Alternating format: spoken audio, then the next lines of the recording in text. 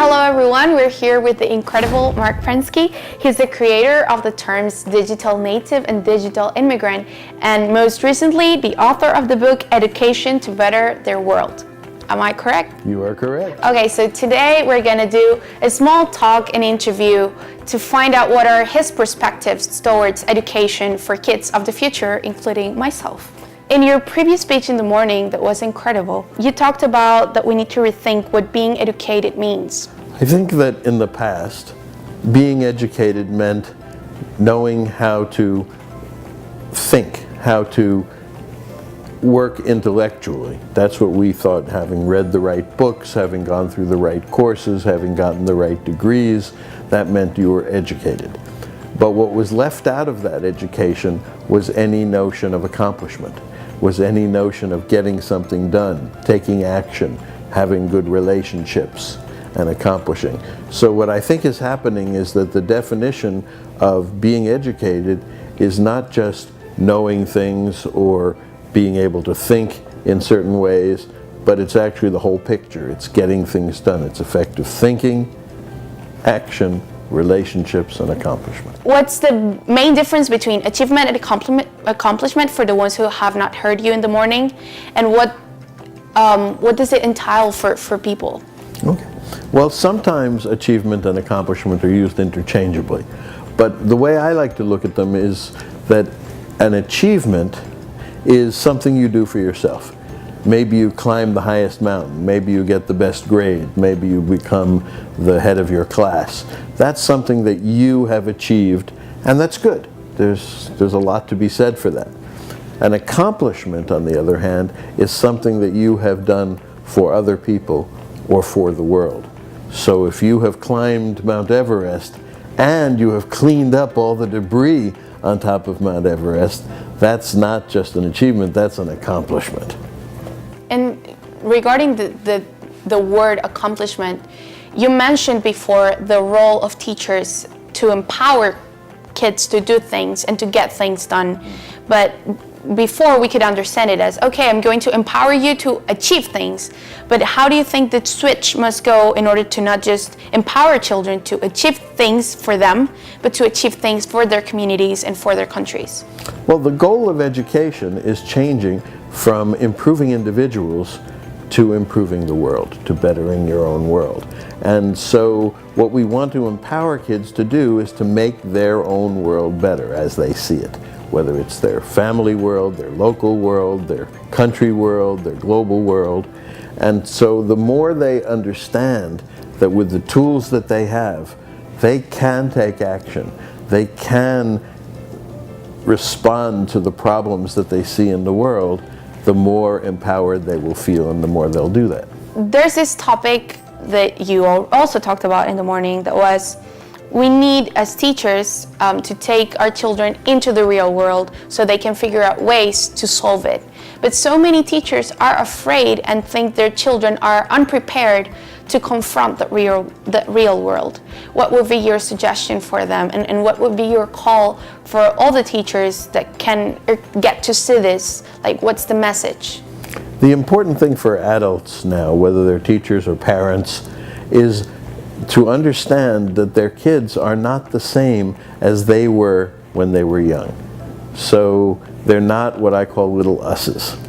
And when we were, and I include myself in this, when we were kids, we could do certain things, but we didn't have a very big impact in the world. Now, if a student is in primary school and I say do a survey, they don't just do their class, they don't just do their school. I say survey 1 million people. Go get SurveyMonkey and bring me the answer for 1 million people, and they can do that. And so the power is so much greater once they realize that. And I think that if the teachers understood more that in empowering kids in trust and respect and independence and collaboration and kindness, the TRIC acronym of my friend, the kids will be very happy, they will feel much better, they will respond much better, and they will do things that will always surprise us. We were talking about in the future when machines are going to be able to do everything we do today. What's going to make us different is us being unique, and creativity is an important part of that. So maybe we need to rethink how we make that course happen, or what purpose that course has, or what kind of impact it can make.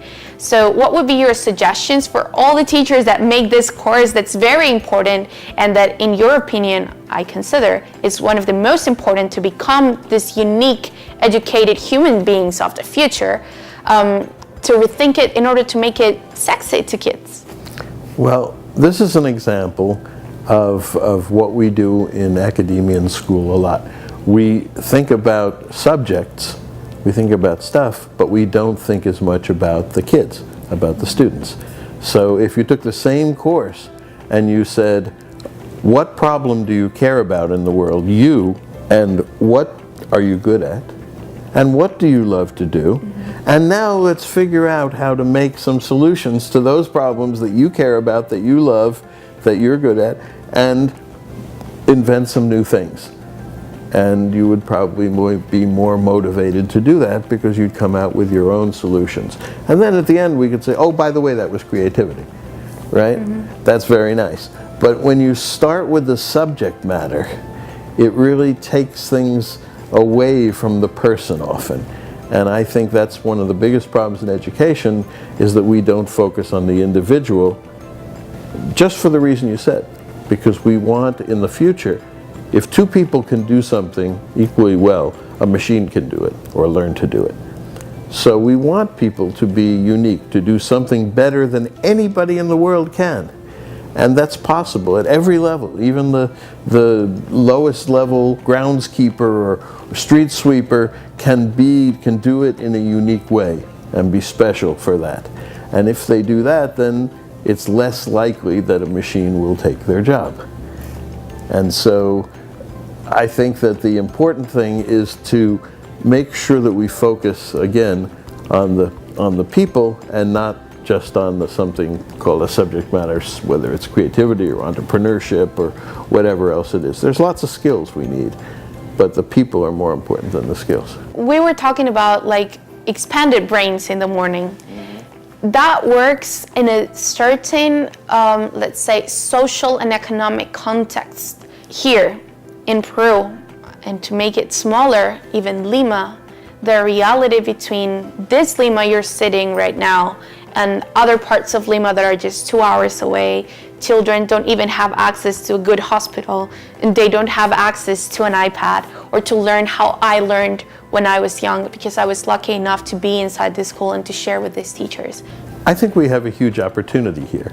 And the opportunity is to take the third of our population that we call students and use them, or not use them, but give them the power, empower them to make the country better. So you're talking about an education based on our community problems.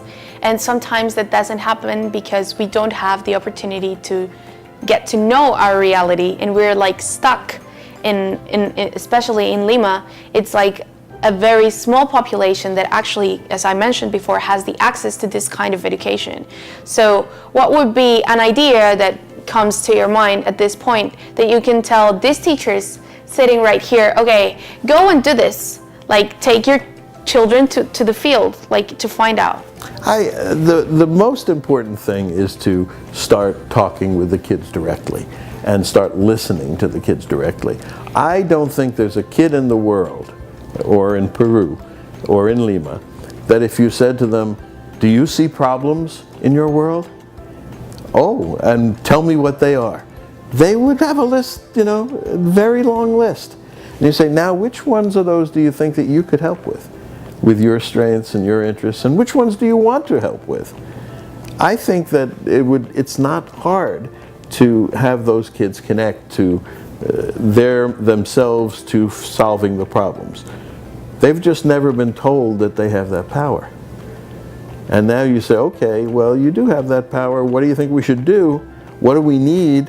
Oh, we need some, maybe we need some laptops to create an app. Oh, we have those, right? We're the kids who have those. So let's work together and make this happen.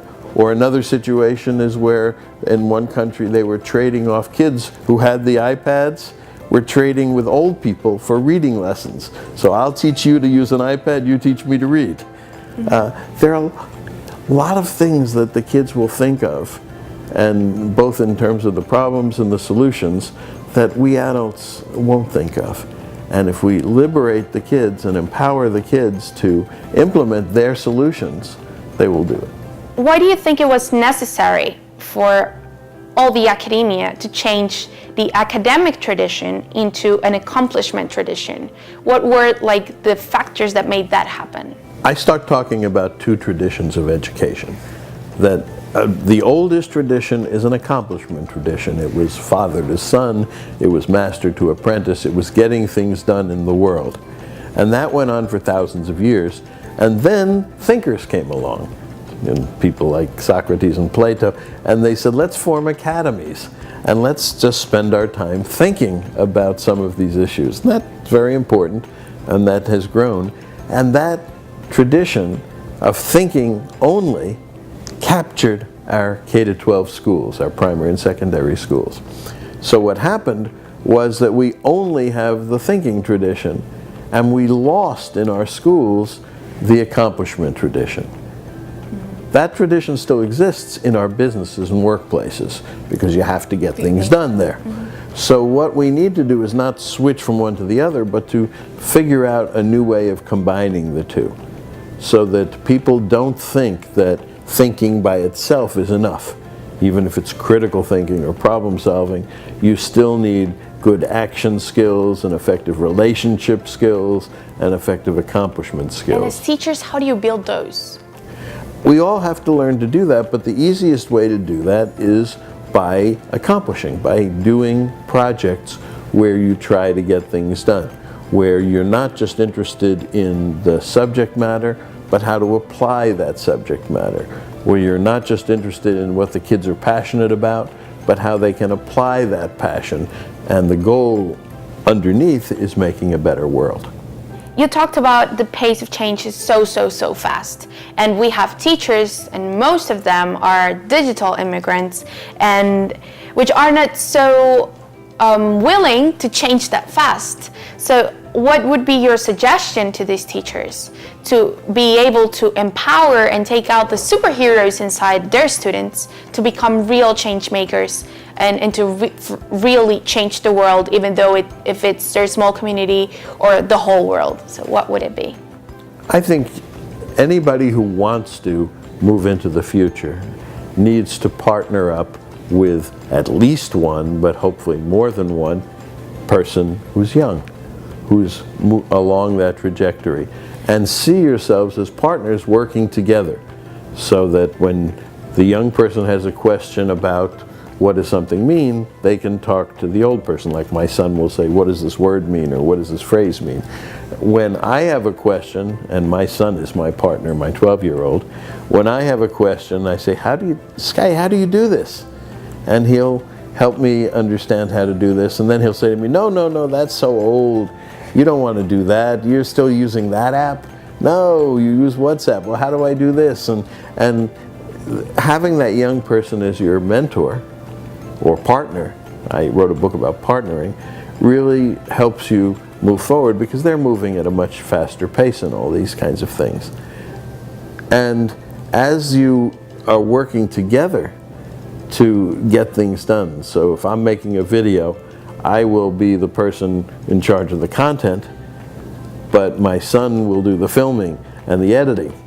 And so together we're making a good intergenerational team, and I think that's what we need today is intergenerational teamwork.